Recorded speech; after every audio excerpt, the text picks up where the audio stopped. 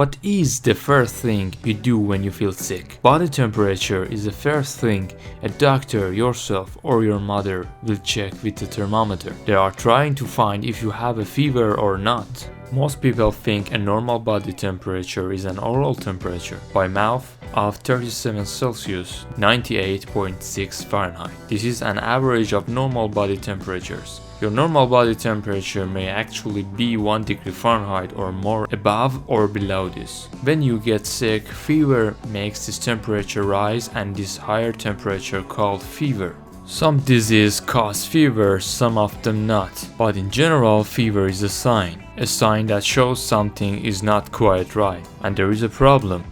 We have different kind of thermometers and we can use it based on manufacturer manual, and you cannot use each one for measuring temperature in the other way. You can use a thermometer in 3 ways: in the mouth, under the arm, in the bottom. Digital thermometers are regarded as the fastest and most accurate type of thermometer.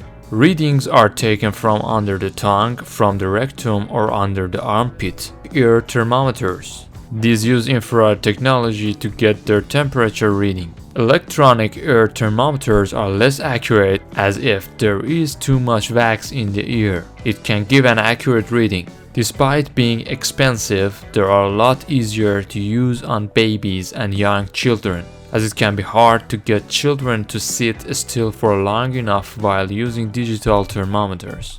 Plastic strip thermometers. These thermometers can detect the presence of a fever in a patient. However, they do not give an exact temperature reading. They simply act as an indication that something might be wrong. To use them, you just place the strip on the forehead. Pacifier thermometer. These thermometers are used in babies older than 3 months. They require the baby to be still for a couple of minutes, and this can be a struggle. This means that sometimes the temperature can be inaccurate. Glass and mercury thermometers. These thermometers are the old school way to take a temperature. You normally would place it under your tongue and watch the mercury rise. Once it stops, that would be your temperature.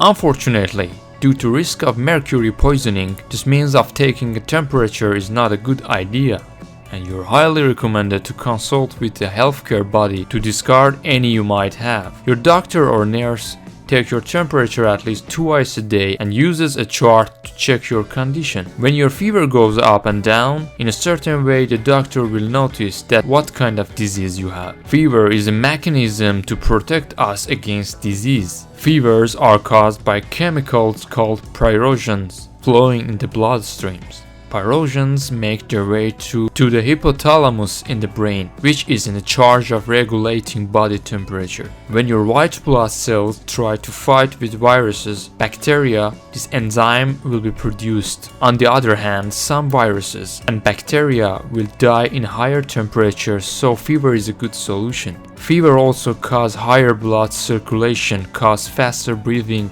and this helps us to get rid of germs.